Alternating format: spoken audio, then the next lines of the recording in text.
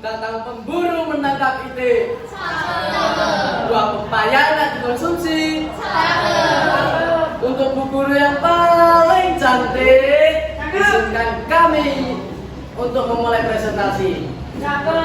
Assalamualaikum warahmatullahi wabarakatuh.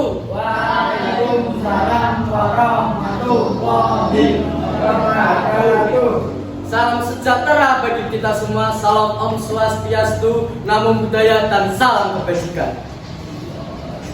Sebelum kelompok kami mempresentasikan materi hari ini, alangkah baiknya kita perkenalan terlebih dahulu, karena ada pepatah yang mengatakan tak kenal maka tak kenalan.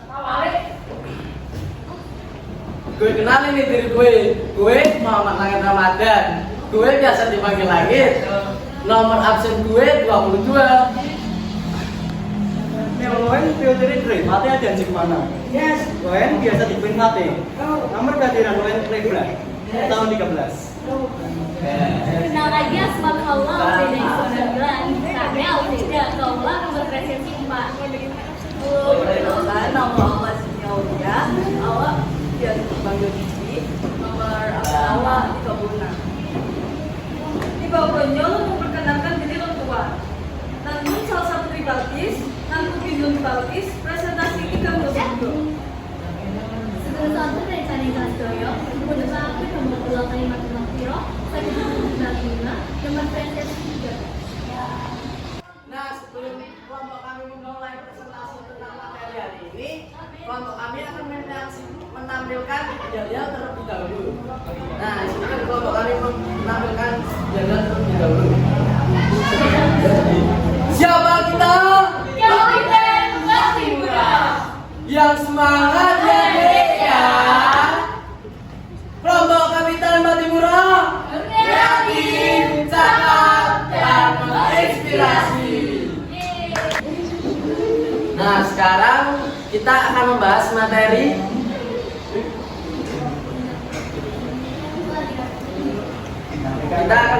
materi dinamika kelahiran Pancasila. Yang pertama-tama kita akan membacakan tujuan dari pembelajarannya yang akan dibacakan oleh Mbak Alveda.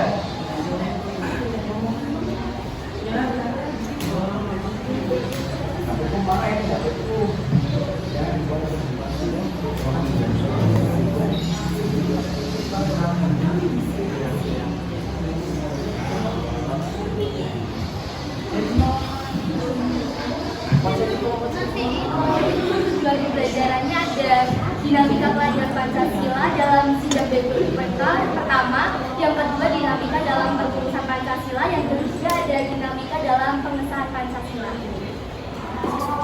Nah, berikut tujuan pembelajaran dari materi dinamika kelahiran Pancasila.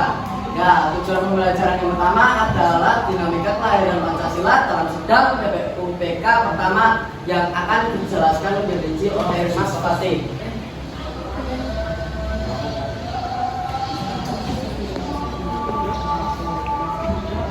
Yang pertama, dinamika kelahiran Pancasila dalam sidang BPUPKP pertama.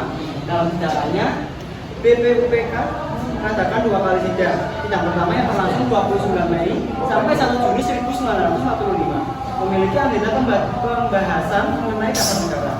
Lalu pada sidang kedua yang berlangsung pada 10 sampai 17 Juli 1945, para anggota BPUPK memiliki agenda untuk membahas rancangan undang-undang dasar. Dengan adanya agenda tersebut, maka persoalan soal sejarah kelahiran Pancasila pun lebih terkait dengan sidang pertama BPUPK ditanding dengan sidang keduanya.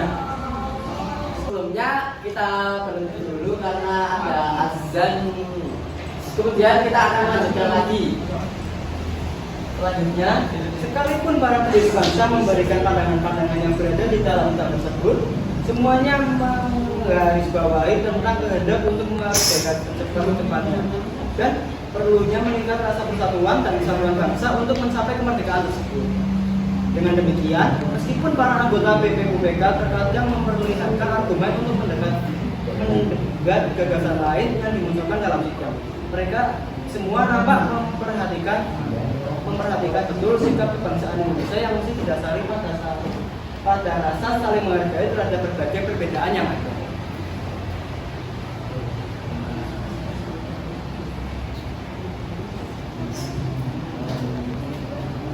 Nah, kemudian pembelajaran kedua yaitu dinamika dalam perumusan Pancasila yang akan dibacakan oleh Mbak Alfreda. Oke, selanjutnya ada dinamika dalam perumusan Pancasila.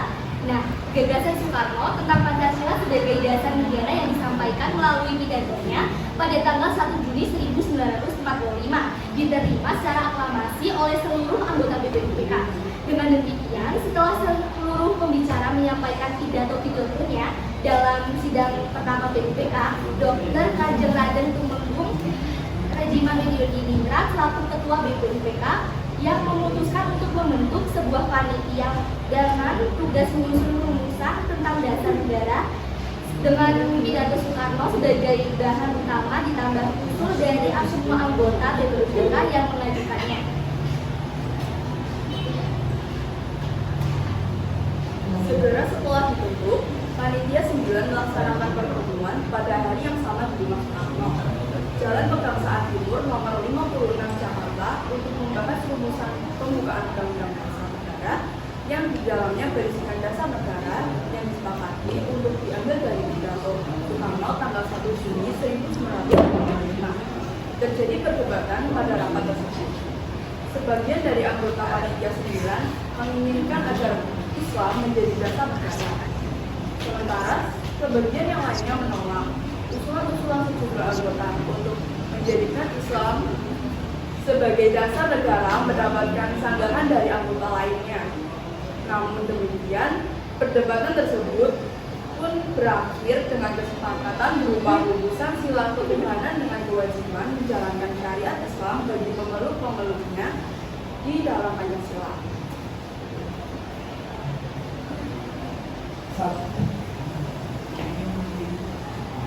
Nah, kemudian ada materi pembelajaran ketiga yaitu dinamika dalam pengesahan Pancasila yang akan dibacakan oleh Mbak Balkis. Yang ketiga adalah dinamika dalam pengesahan Pancasila. Dengan melihat keseluruhan proses kelahiran dan perumusan Pancasila menjadi dasar negara, kalian pasti paham bahwa proses kesejaraan tersebut diawali dengan kelahirannya pada 1 Juni 1945, lalu diikuti oleh perumusan pada tanggal 22 Juni 1945 dan disahkan kemudian oleh sidang PPKI yang berlangsung pada 18 Agustus 1945.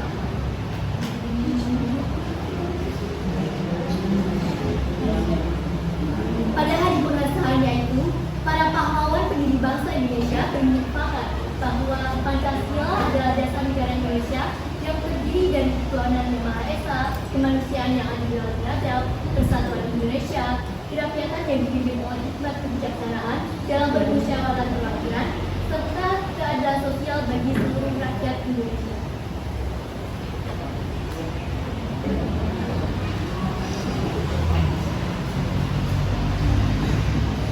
Nah, dari kelompok kita akan memberikan quotes untuk teman-teman semua.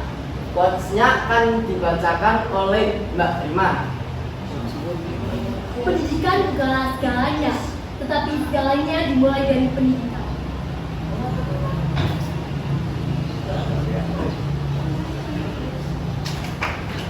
Nah, sekarang kelompok kami akan membuka sesi tanya jawab. Silakan teman-teman semua, apakah ada yang mau bertanya? Saya ingin bertanya. Dan silakan berdiri.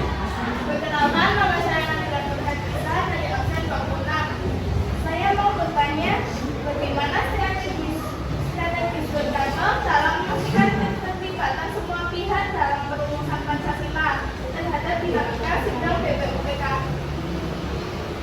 Itu pertanyaannya. Terima kasih. Baik, terima kasih Mbak Nabila atas pertanyaannya. Izinkan kelompok kami untuk mendiskusikannya untuk menjawab pertanyaan dari Mbak Nabila.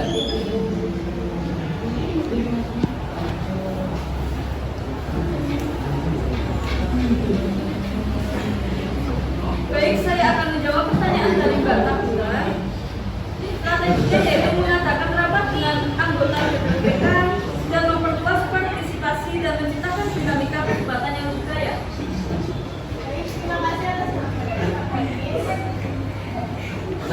Mbak Nabila bertanya, mungkin teman-teman yang lain ada yang mau bertanya lagi? Ayo, ada yang bertanya lagi? Saya rasa tidak ada yang mau bertanya. Silakan Mbak Septi untuk maju ke depan. Kan kalau BPUPKI. Perkenalkan diri terlebih dahulu.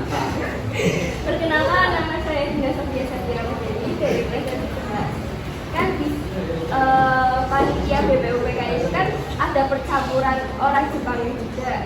Kenapa di BPKI tidak ada percampuran orang Jepang?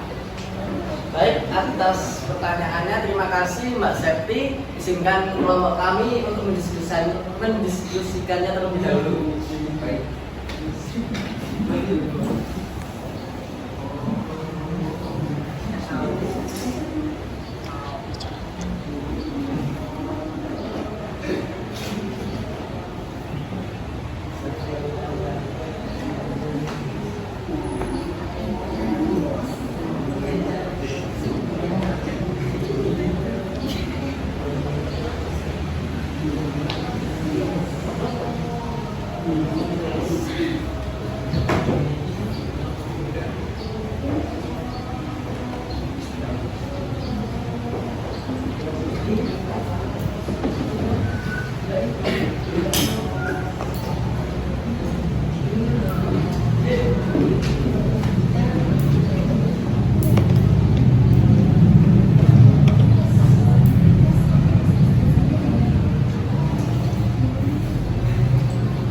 Mohon maaf Mbak Septi, sepertinya kelompok kami agak kesulitan untuk menjawab pertanyaan dari Mbak Septi. Kemungkinan ada teman-teman sekalian yang bisa menjawab pertanyaan dari Mbak Septi. Boleh maju memperkenalkan diri dan menjawab pertanyaan dari Mbak Septi. Sekian. Ayo, siapa yang mau maju? Baik, apa Mas Hasan ingin maju? Bentar Pak. Benar.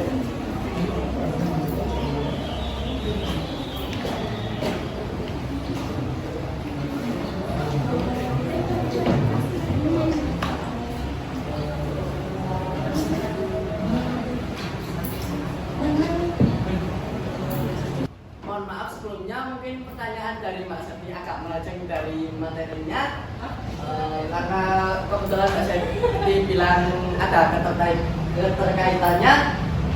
Mungkin ada kelompok lain yang bisa menjawabnya.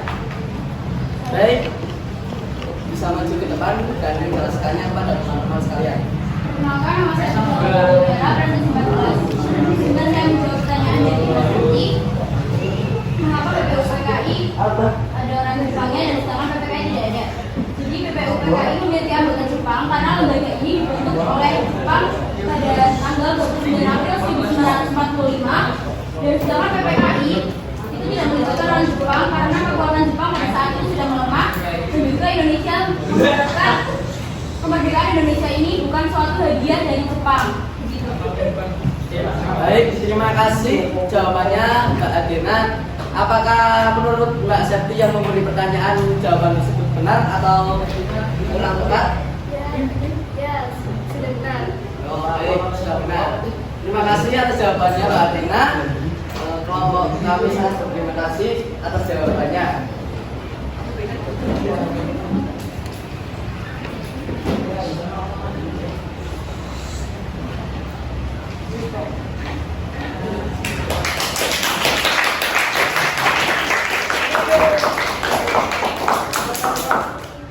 Nah, sekian presentasi dari kelompok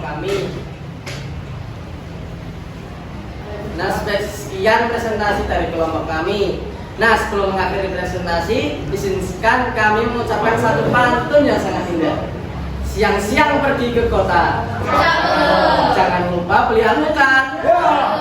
Demikian presentasi kita, semoga bermanfaat. Amin. Wassalamualaikum warahmatullahi